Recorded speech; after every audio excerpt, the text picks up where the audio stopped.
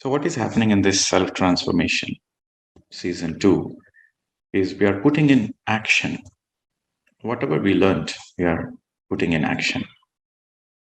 Simply theoretically understanding about meditation doesn't help us. We have to practice it.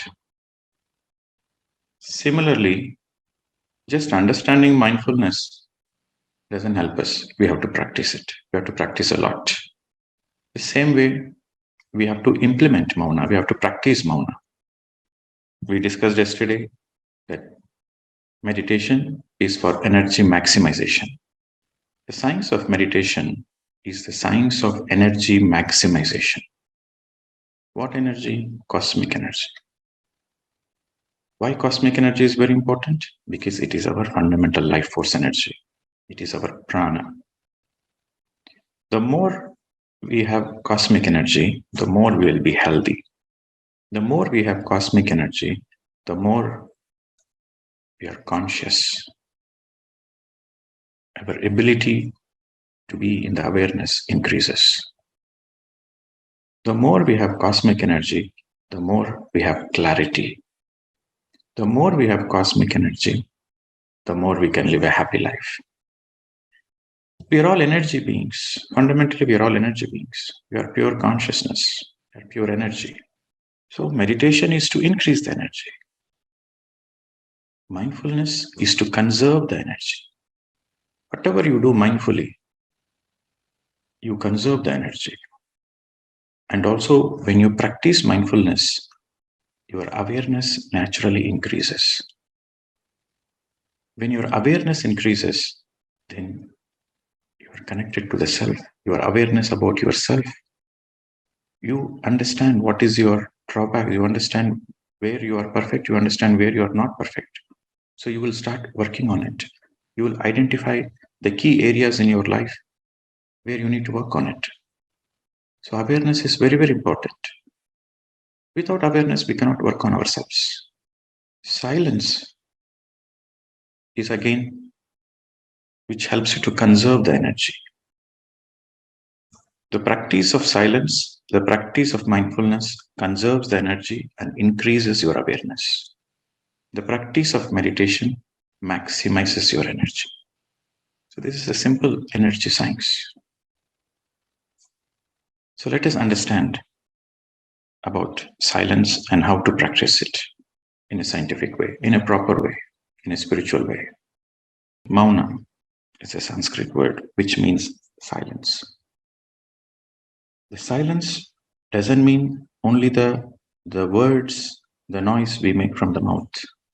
Mauna means it also refers to your silence of your inner chatter. You are aware of your inner chatter and you're trying to silence the inner chatter.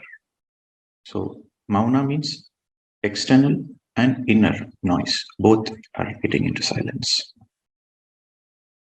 So when you practice mauna, you conserve a lot of energy. We waste a lot of energy when we speak unnecessarily. So the more you practice mauna, the more you conserve the energy and the more you cultivate the willpower. You cultivate the willpower to go deep into your spiritual journey.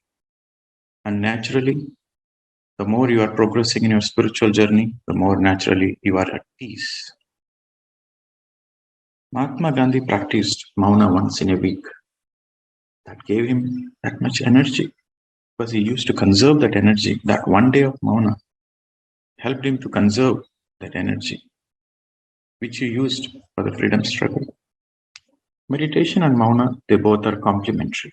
The more you practice mauna, the more it helps you to go deep into meditation.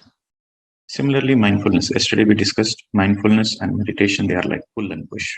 They are complementary. Similarly, mauna. And if people who want to go through emotional detox, people who are having a lot of emotional baggage, they want to let go of their emotional baggage. They want to be lightweight. They want to fly without any baggage. Then mauna is a very, very important practice which helps to let go of that emotional baggage. So when the mind is restless, it wants to chatter. The disturbed mind always speaks unnecessarily, always initiate unnecessary conversations. But a mind which is peaceful doesn't want to open the mouth unless it is necessary. So Mauna, the practice of Mauna is a very, very important spiritual practice if you want to progress in our spiritual journey. Now, conversations during the practice of Mauna, there are three kinds of conversations. The first is the conversation with others. So that means speech, writing, text, messages, body communication, gestures. So these are conversations with the others. But there is an inner conversation which happens like an inner dialogue. Now, for example, you are driving to the office, but there is a dialogue going on constantly. We discussed about it yesterday. The need to be in mindfulness because constantly there is a dialogue going on automatically. We are cooking, dialogue is going on.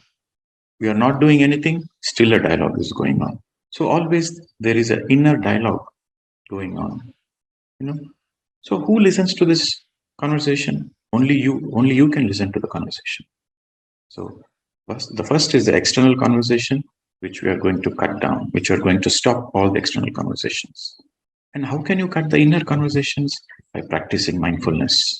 When you practice mindfulness, you cut down all the inner conversations. You become aware of your inner conversations and you make efforts to be in the present moment. You put your 100% energy to focus on what is the task in the present moment. Your 100% awareness is only on the present moment. So then there is no space for the conversation. So that is inner conversation. So mindfulness is necessary if you want to practice Mauna. And the third is a subtle conversation. The very name refers that it is very subtle. So it's not easy to figure out this conversation. In our intense retreats, we do the self-realization retreats. We make the people practice Mauna for 10 to 15 days. And there we don't even allow any eye contact to another person. When you don't have any eye contact with another person, and you are not allowed to read any books also, then you will notice the subtle conversations. Subtle conversations are, for example, when you are reading a book, you might be reading a book, you are connected to the author. And while you are reading something, the mind is processing something, whether you agree to it or whether you disagree to it or whether you are neutral about it. It's a very subtle conversation which happens within you. So Mauna means you should be aware of that subtle conversations also. Okay, of course, the subtle conversations, it's very subtle unless you are practicing intense meditation and practicing mindfulness, especially when you're in a silence retreat, then you will be able to figure out the subtle conversations. So these are the three types of conversations we have to be aware of in our Mauna practice. But forget about the subtle conversations. For the time being, when you're practicing at your homes, you are with your family members, you have to do 1001 things. So just we'll focus on the external conversations and the inner dialogue, inner conversation. So that simply means you are completely not opening your mouth and you are totally mindful of every moment. So guidelines to practice your silence. So it is always useful when you select an off day, when you have minimum responsibilities, when you don't need to report to your boss, you don't need to do any work, external work. It's an off day where you are at peace with yourself. Your responsibilities are minimum. There's no communication with others, even via text message, email, WhatsApp. The day you are practicing Mauna, your mobile phones should be switched off. And you are off on all the social media activities. Completely, you are disconnected to the outside world. That is a very necessary if you want to practice Mauna. And when you are living in a family, suddenly you go into Mauna, then your family members might be concerned, what's happening to this fellow? Why suddenly he's not speaking? Why is he behaving strange? So it is better to notify them in advance so that our loved ones, our family members and friends, they are not concerned about us. They understand us so that they support our process also. So notify them in advance and complete digital detox. So when I say digital detox, that means you don't touch any electronic gadgets. You're not watching any TV. Yes. For the group meditation, you log into the Zoom and you participate in the group meditation, and after that, you are disconnected to all the electronic devices. That is digital detox. So that means your mobile phones are switched off or on the flight mode for the entire day. There's no disturbances. Digitally, there are no disturbances. And you are not supposed to visit crowded places, shopping malls, restaurants on the day of practice of Mauna. For an effective practice of Mauna, you are disconnected from the outer disturbances, basically. No shopping, no visiting malls. You can spend time in the nature. That is allowed. You can go out and spend time in the nature, but not marketplaces. Whatever the shopping you need to do, you finish it off. You plan it well ahead. That day, you keep it for yourself. That is the day for you. No singing and no laughing loud. You can smile. You don't need to laugh loud on that particular day of silence because you are in a witness mode. No chatting loud. Some people, they unconsciously, they chat. They will be doing some activity, but they'll start speaking unconsciously. So become aware of that. No bathroom singing. And no eye contact or no any hand gestures. And when you're staying in a family and other family members are having a conversation, you tune out of that conversation. You don't become part of that conversation. You don't listen to it. You tune out of it because your entire focus is to witness the inner conversation and to be aware of it and to empty the mind. So the day you practice the Mauna, that day you have to spend as much time as possible in meditation. That will help you to go deep into your silence practice. And no reading activity, because the moment no reading of any magazines, any novels, nothing.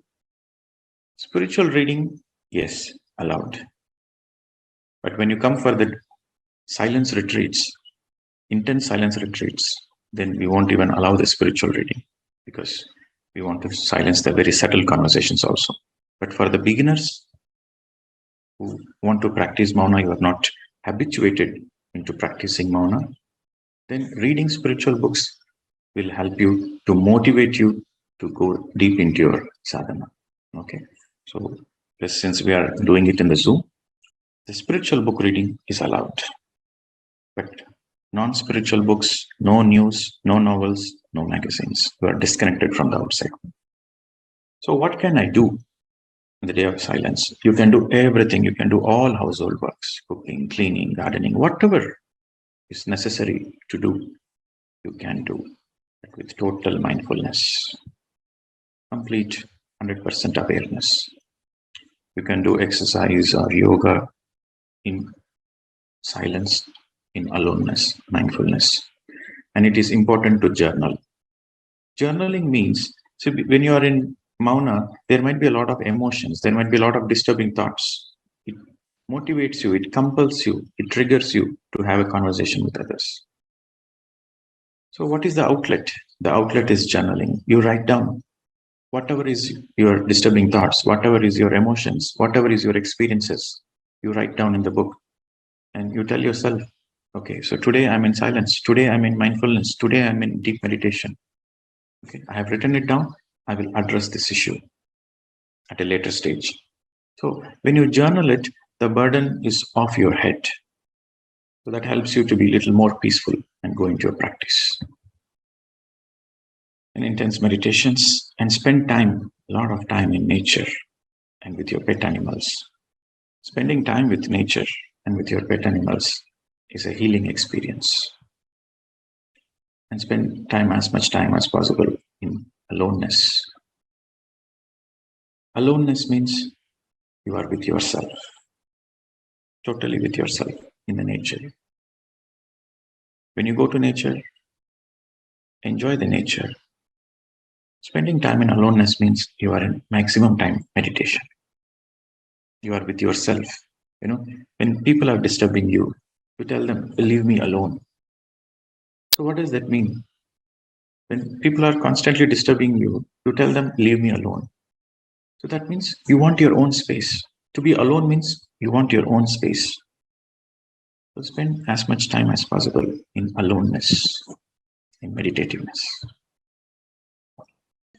So some tips, if you're not used to the practice of mauna, use sticky notes to remind yourself that you are in silence. Okay, and whenever you are going through this inner voice, simply witness it. Don't be worried about it. Don't be judgmental about it. Remember, mindfulness is all about not being in a judgmental space, but rather being in a witness space. So, and if you have any urge to speak, use your willpower. It is very important. You have to use a lot of willpower to be in silence. And if you feel restless in your body during the day of silence, because you are conserving a lot of energy, and for the beginners, for the people who are not used to this practice, they might feel a little restless and agitated. So then you can, whenever you're feeling agitated, restless, do some exercises, stretch your body, and then practice more and more meditation. Spend time in nature, do some grounding exercises. Grounding exercises means walking barefoot in the nature on the lawn and sitting on the rocks. Now you are connected to the Mother Earth, hugging the trees. These are all grounding exercises. Okay. And if there is any water bodies, spend time near the water bodies, walking on the beach, or spending time near the river or waterfalls, or going to a forest. And journaling. If you are feeling emotional, spend time journaling. And it is not recommended for the parents of small children. If your child is of less than 6 years of age, then it is not recommended.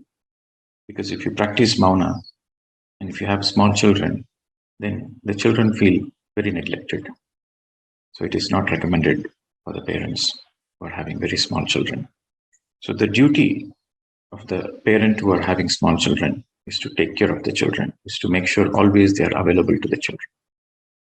So this practice of mauna is not recommended while you're at home. Yes, you can go to an ashram, make some arrangements so that your children are taken care.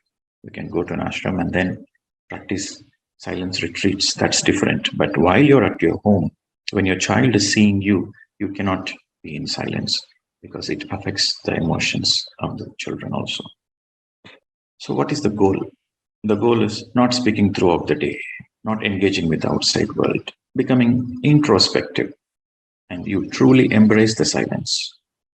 Embracing the silence means you are not practicing it with great difficulty. You are practicing joy with a smile on your face. You embrace it. What are the benefits? Unless we know the benefits, we are not motivated, right? So the benefits with regular practice of mauna, you develop a deep inner listening skills, and which helps you to still the mind.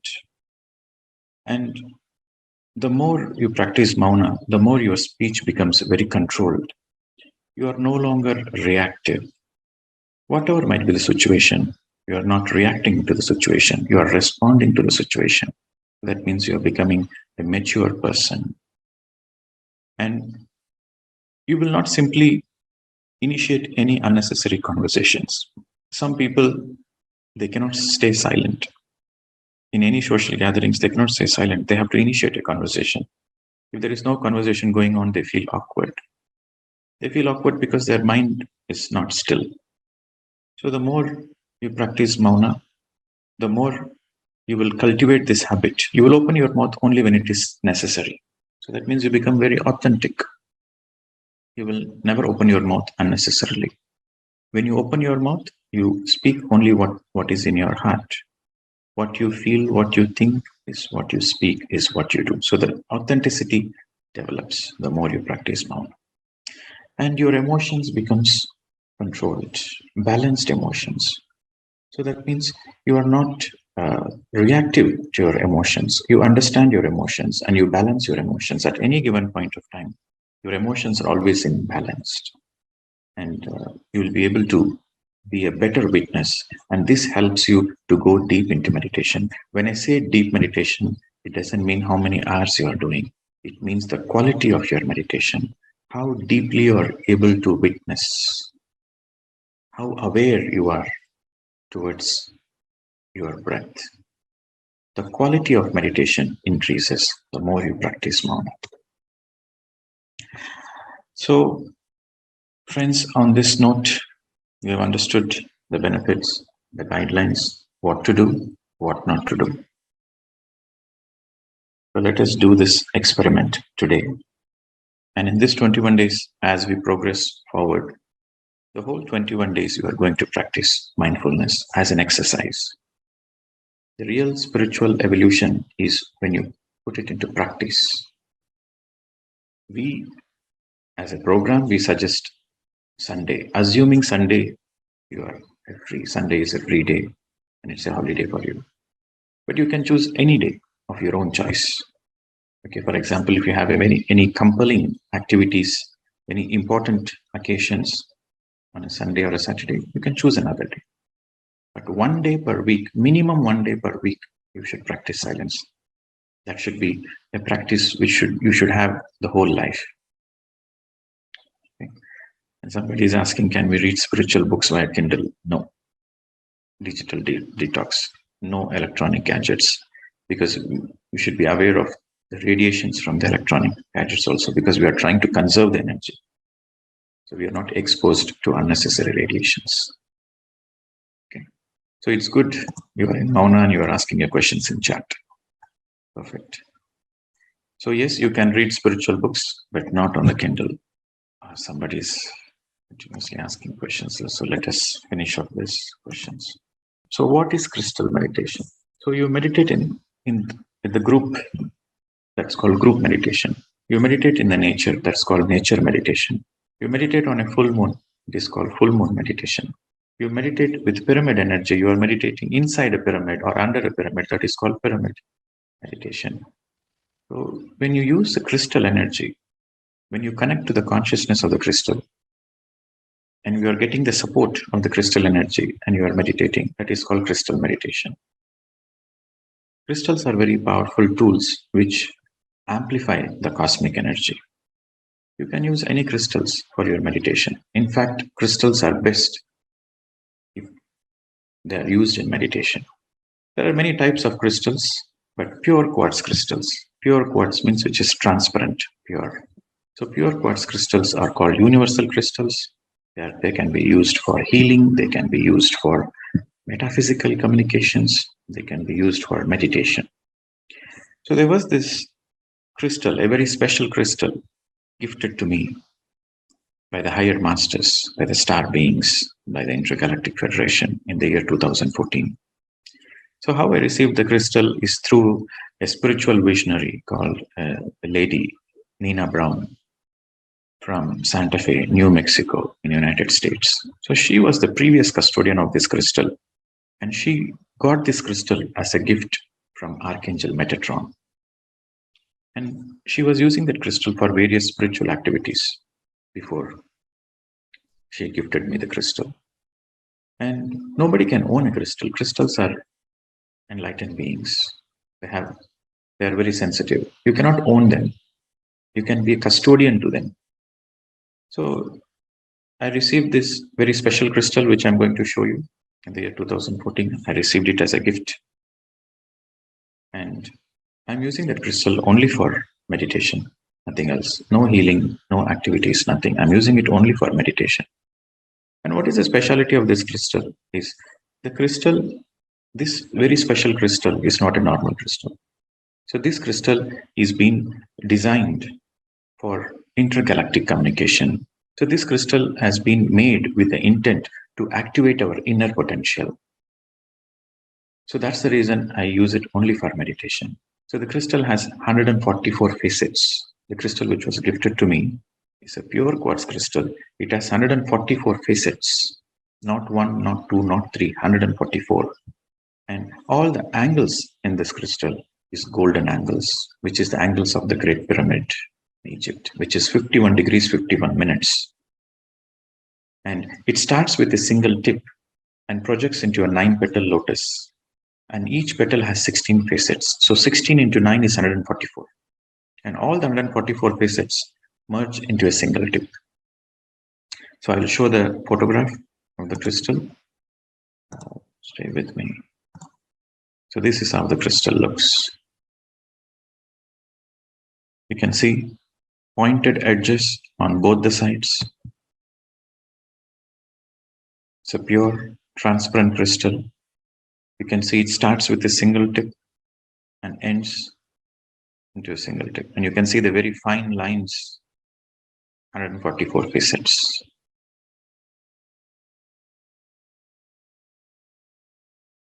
You can see from here, it starts with a single tip and projects into a 9-petal lotus.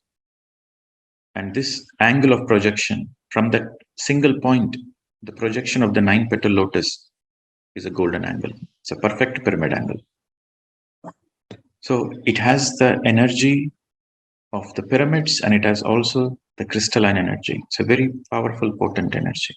This is the video about the ceremony in which I received the crystal in the year 2014 on October 2nd, Gandhi Jayanti, in Pyramid Valley in the King's Chamber. And you will see Nina Brown also in the video. Nina Brown and Patriji, they both together gifted me this crystal.